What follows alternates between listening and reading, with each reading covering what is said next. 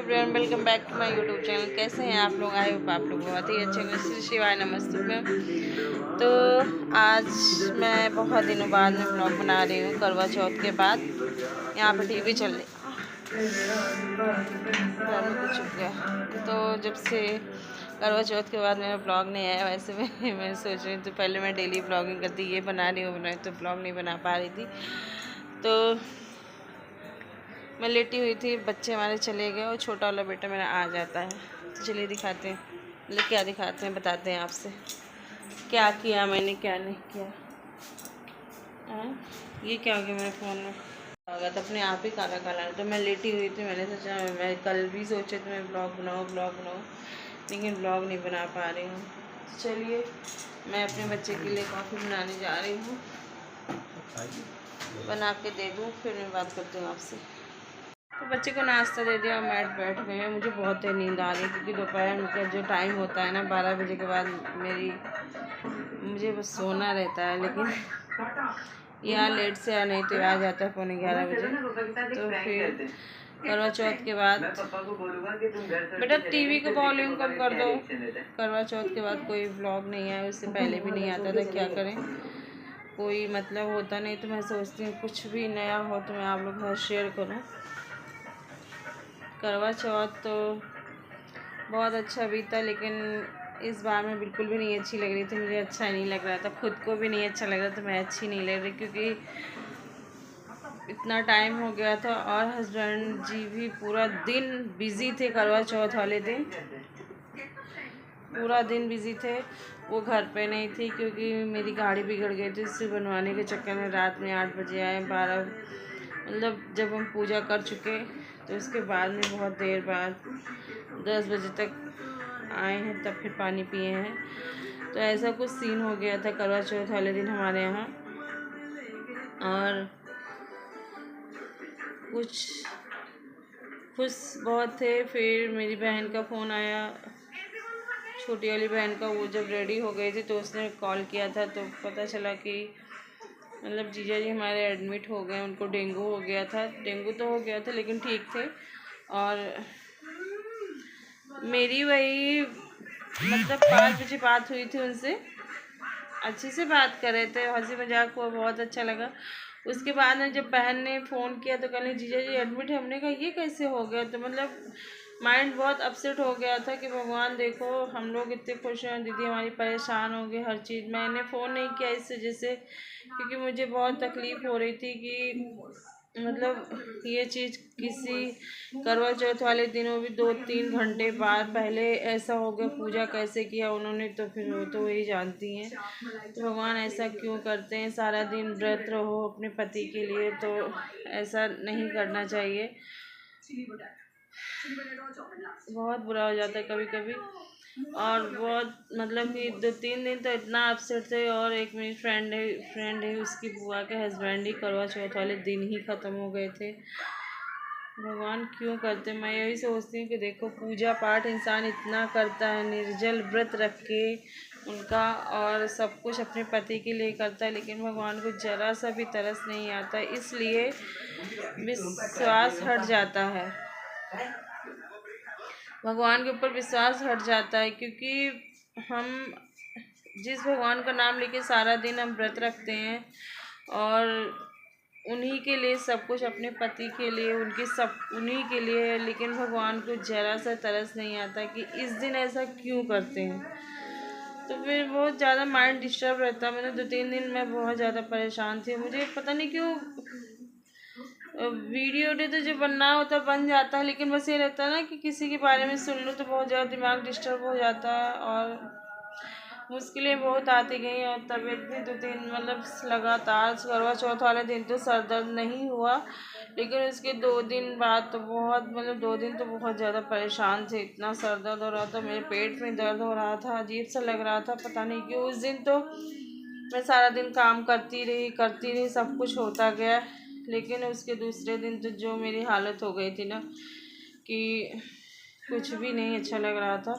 पेट दर्द 2-3 दिन लगातार हुआ, तो फिर ऐसा हुआ। और इस बार हमारे यहाँ भाभी का जो करवा चौथ, इस बार उनका भी यादगार रहेगा, क्योंकि वो वैष्णो देवी गई थी माता जी के दर्शन करने। इस बार उन्होंने तो वहीं बनाया, बहुत ही यादगार उनका लगा, तो उन्हें तो बहुत ही अच्छा लगा देख के कि कहीं खुशियाँ तो कहीं गम ऐसे ही लगा रहता है। लेकिन मतलब अपना कोई होता है ना, तो अपने को कोई तकलीफ़ होती है तो बहुत ज़्यादा तकलीफ़ हो जाती है। तो फाइनली हमारी जीजा जी आ गए हैं घर पे, और घर पे आ गए। ठीक है, उनकी कंडीशन ठीक है, अब पहले से बेटर है, लेकिन मतलब परेशानी तो है ही है, पहले के जैसे अभी नहीं आराम मिला है। तो फिर ऐसे ही चल रहा। डेंगू जो होता है ना, समझो शरीर को चूस लेता है। पिछले साल मुझे भी हो गया था, तो क्या हो जाता है भगवान, 2 महीने तक एकदम आदमी सही एकदम बेकार हो जाता है, शरीर उसका बिल्कुल बेकार हो जाता है। अब हम आदमी लोग जो होते हैं ना, वो बैठ के लेट के काम कर लेते हैं, मतलब छुट्टियां भी ले लेते हैं, लेकिन एक औरत होती है ना, तो उसको तो काम करना ही है। तो फिर मुझे हो गया, तो मेरे बेटे को तो डेंगू ठंडक में बहुत ज़्यादा आ रहा था। यहाँ तो कई लोग जो मेरे प्रेस वाले भैया थे ना, उनको भी डेंगू हो गया था, वो भी बहुत परेशान। अक्सर हो रहा है इस टाइम, पता नहीं क्यों डेंगू मच्छर के आ गए कि इंसान को चूस लेता है, उसकी धज्जियाँ उड़ा देता है। और मैं एक ही स्टेप में ब्लॉग बना रही हूँ, मैंने सोचा था मैं ये चीज़ शेयर करूँगी। और मेरे हस्बैंड गए थे वहीं जीएच में रेलवे में, तो वहाँ से रिफ़र करके प्लेम हॉस्पिटल है, तो वहाँ पे मैं जा चुकी हूँ पहले ही। तो वहीं पे मेरे जीजा जी एडमिट थे लुलु मॉल के पास, तो हमारे हस्बैंड गए थे। तो मैं आप लोगों से बता रही थी अभी कि लुलु मॉल के पास हमारे हस्बैंड मतलब वहीं से आ रहे थे हॉस्पिटल से। तो लखनऊ क्वीन सिमरन यादव, वैसे जो लखनऊ के होंगे वैसे उनको बाहर के लोग भी जानते हैं, लखनऊ के लोग जानते हैं, बाहर के भी लोग जानते हैं। तो उनसे हमारे हस्बैंड की मुलाकात हुई, जा रहे थे तो हस्बैंड जी देख रहे थे कि वहाँ लुलु मॉल के पास आई थी वीडियो बनाने, और फ़ोटो शूट कराया। लेकिन वीडियो नहीं बनाते हैं ज़्यादा, अगर मैं होती तो मैं तो शूट कर लेती हूँ वहाँ पे। लेकिन उन्होंने एक काम किया था, मैं तो गई थी हस्बैंड की अपनी दवाई लाने कृष्णा नगर। तो उनसे हमसे बोले कि क्या कर रही हो, हमने कहा कुछ नहीं, कृष्णा नगर आए हैं दवाई लेने, मेरी बिटिया भी थी और मैं थी। तो कह लेंगे सिमरन यादव से मिल सिमरन यादव जी मेरे सामने खड़ी हुई हैं और वीडियो बनाने आई थी, मेरी उनसे मुलाकात हुई। तो हमने कहा अच्छा, मुझे अंदर से खुशी हुई कि इतनी बड़ी क्रिएटर, उसके 5 मिलियन फॉलोअर्स हैं और 2 मिलियन उसके यूट्यूब पे सब्सक्राइबर हैं। तो फिर इतने बड़े क्रिएटर से मिलना अंदर से खुशी होती है। मैं तो मिल चुकी हूँ, सचिन मनीषा से मिल चुकी हूँ 2 बार, और उनका नंबर भी है। कभी कभी उनसे मतलब वही मैसेज भेजते हैं, मैं ही भेज देती हूँ, तो ऐसा कुछ होता रहता है। मुझे मतलब अच्छा तो लगता है, खुशी तो होती है, लेकिन अगर किसी भी क्रिएटर से आप मिलो उसके बाद में उनका रिस्पॉन्स क्या होता है, तो फिर सचिन मनीषा का जो नेचर है ना, मैं तो 2 बार मिली हूँ। वो जब आते थे यहाँ पे तो मुझे खुद ही फ़ोन करते थे, सोनी अरे बहन दीदी, मुझे दीदी बोलते, तो मैं आ गया हूँ, आ जाइएगा मुझसे मिलने स्पेशली। वैसे तो जब फर्स्ट टाइम मेरी उनसे मुलाकात हुई थी, तो उनको मैंने इंस्टाग्राम पे लाइव देखा था, तब मैं गई थी उनसे मिलने। तो अजमेरा, यहाँ पे अजमेरा क्लॉथ हाउस, इसका प्रमोशन के लिए आए थे, अजमेरा वालों ने उनको बुलाया था। उसके बाद में जब सेकंड टाइम भी उनको बुलाया ही जाता था, और वो लोग प्रमोशन करने ही आते, ऐसा कुछ नहीं है बिना बुलाए वो लोग नहीं आएंगे।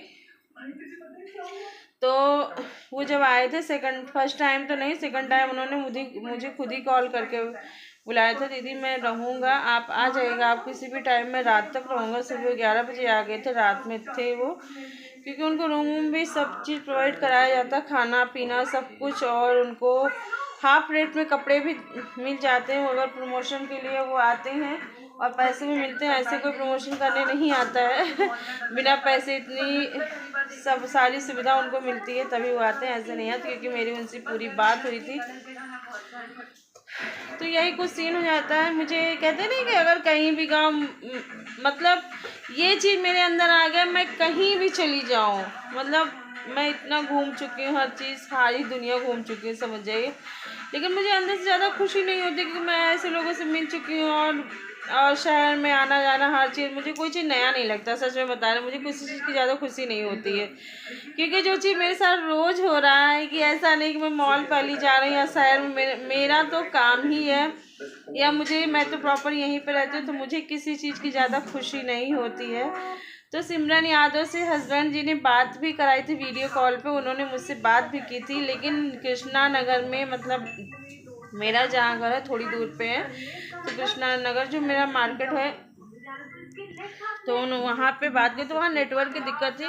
नहीं तो मैं वीडियो बना के, जो मतलब कि जैसे वीडियो कॉल पे बात हो रही तो वीडियो भी बन जाता है, तो वैसे ही वीडियो लगा के मैं आप लोगों के सामने शेयर करती हूँ। उन्होंने मुझसे बात की थी, और उन्होंने ये भी कहा था, मैंने कहा मैंने आपका अभी ब्लॉग देखा था करवा चौथ की वीडियो के लिए, शॉपिंग के अमीनाबाद जाने के लिए, तो उन्होंने बात की थी। लेकिन एक चीज़ ना, मैंने कहा कि जैसे हम आपसे मिलना चाहें, मिल सकते हैं, तो उनका हाँ हाँ क्यों नहीं मिल सकते, हम लखनऊ में रहते हैं, तो मिल भी सकते हैं। हमने कहा चलिए कोई बात नहीं, हस्बैंड को मेरे एड्रेस दे दीजिए कि मैं आ जाऊँगी।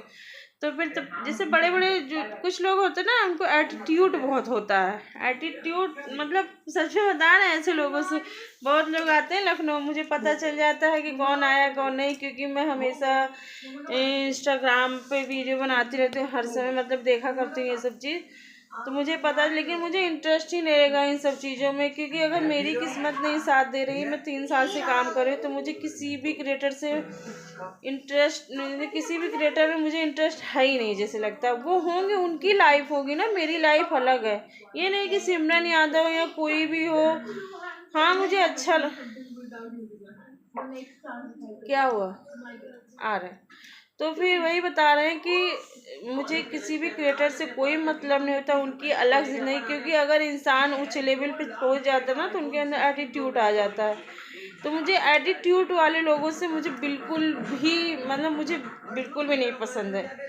तो मिले, वो बता रहे, मैं मेरी तो बात हुई वीडियो कॉल पे उनसे, उन्होंने बात किया, अच्छे से बात किया, लेकिन उन्होंने एड्रेस देने पे, जब हस्बैंड ने कहा कि एड्रेस दे दीजिए, मैं मिलूँगा आपसे आपके घर आके, कि एड्रेस दे दूँगी, उसके बाद नहीं जाने मैं कोई आ रहा है, ये है, ऐसा है, वैसा है।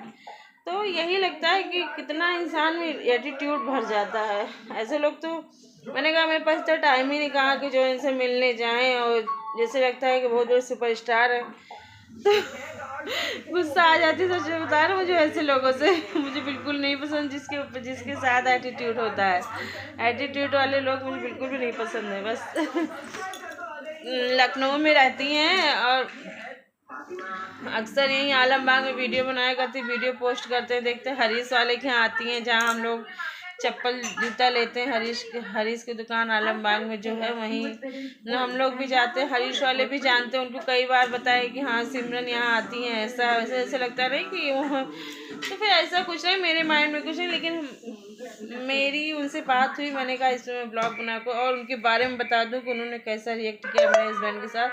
तो ये गलत बात है, कोई ऊंचे लेवल पहुंच जाता है, लेकिन उसको इज्जत और सम्मान करना उसको कभी नहीं भूलना चाहिए। उन्होंने कुछ कहा नहीं, लेकिन उनका जो बिहेवियर था उस टाइम, तो वो चीज़ मुझे नहीं पसंद आया। ऐसा नहीं करना चाहिए लोगों को, कोई आप कितने भी ऊंचे लेवल पे पहुंच जाए, लेकिन अपनी जो इज्जत और मर्यादा होती है ना, संस्कार जो होते हैं, वो नहीं कभी नहीं भूलना चाहिए। तो मतलब मुझे लोग कंपेयर करते हैं, मैं अपनी तारीफ नहीं करती हूँ कि मेरी शादी लखनऊ में हो गई, लेकिन इसके अंदर घमंड नहीं आया। मुझे लोग कहते हैं ऐसा, तो किस चीज़ का घमंड करें, मुझे कभी घमंड नहीं होता। मैं कितने का कपड़ा पहनती हूँ, मुझे कपड़ों का इतना शौक है, इतना शौक है। मैंने अभी इस महीने कम से कम 8-10 सूट लिए होंगे, लेकिन मैंने वीडियो नहीं बनाया। अगर मैं चाहती तो हर एक सूट को अनबॉक्सिंग करते, मतलब दिखाती कि हाँ ये मैंने सूट लिया, वो सूट क्या दिखाना, कपड़े तो इंसान को शौक होगा तो पहनेगा ना। मैं हर चीज़ को प्रमोट नहीं करना चाहती हूँ, हर चीज़ को दिखाना नहीं चाहती, तो इस चीज़ का कभी मेरे अंदर कुछ है ही नहीं। मैं कभी कोई सोचती हूँ मैं किस चीज़ का वीडियो बनाऊँ, कुछ नया हो तब बनाए, या कहीं जाए तो बनाए, लेकिन ये चीज़ मुझे आप लोगों के सामने लाना था, तो इसलिए मैं लेके आई। यही था हमारा वीडियो, और सिमरन यादव की कहानी जो थी, मेरे हस्बैंड से मुलाकात हुई, मेरी भी वीडियो कॉल पे बात हुई, लेकिन ऐसा नहीं करना चाहिए। इतना एटीट्यूड लोगों को नहीं दिखाना चाहिए, क्योंकि घमंड जो होता है ना, कहते नहीं कि खूबसूरती कितनी भी हो, पैसा कितनी भी हो, 1 सेकंड के अंदर चूर होता है। ये समझ जाइए, कभी भी किसी चीज़ पे घमंड नहीं करना चाहिए। हम जैसे हैं हम वैसे ही आपके सामने पेश आते हैं। अगर मुझे कोई गलत समझे तो समझे वो गंदा है।